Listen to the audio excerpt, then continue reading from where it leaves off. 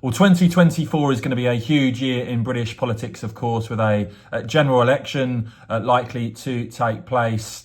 And I think one of the big themes you're going to see is the Reform UK leader, Richard Tice, put under pressure by some Conservative supporters to stand down Reform candidates at the next election. I think you can expect to see some Tories sticking it right on at Richard Tice. And of course, Reform third in a lot of polls at the moment, including the latest Redwall poll, for instance, from Redfield and Wilton, hitting 11% in the polls at the moment. Now, the Conservative MPs I've spoken to certainly aren't deluded about this at all. They don't think the Reform are going to stand down candidates, as much as, of course, they would like to see that happen.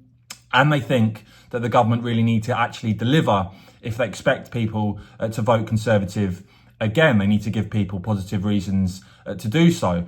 But of course, you are going to see some pushing for a repeat of 2019, when, of course, the Brexit Party candidates were stood down against sitting Tory MPs. And the reason that some Conservatives now are going to be so nervous is because, for instance, you see Nigel Farage actually more popular now when it comes to Conservative 2019 voters. In fact, when it comes to the Wellingborough by-election, even speculation, it seems, that Nigel Farage could stand some Tory MPs very frightened by that prospect.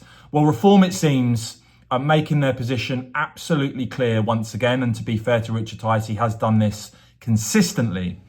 This warning, this guarantee that the Reform candidates at the next general election are not going to be stepped down. They are going to be standing against every Conservative MP. You see the report there in the Times. The Richard Tice has offered written assurances to key party figures that they will fight the Conservatives and everyone else at the next general election. You see there 440 candidates selected. You see a Reform source there.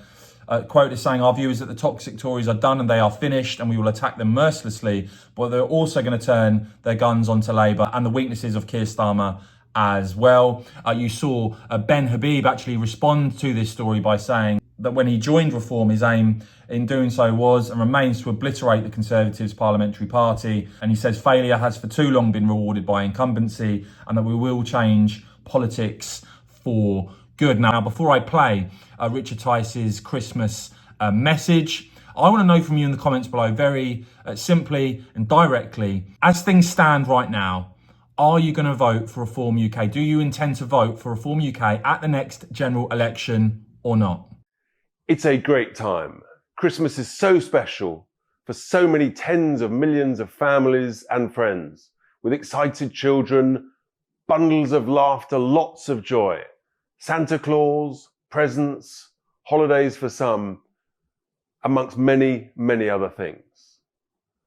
It's also a time of reflection, of thanks, and indeed memories of those who have sadly left us in the last year. But we must also remember those who are far less fortunate than ourselves, the lonely, the homeless, and in particular, we think of those who are suffering and are victims of war and conflict.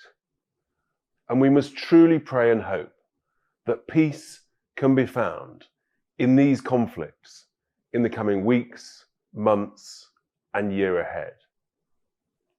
So wherever you are, I wish you, your family and your friends a very Merry Christmas and a Happy New Year.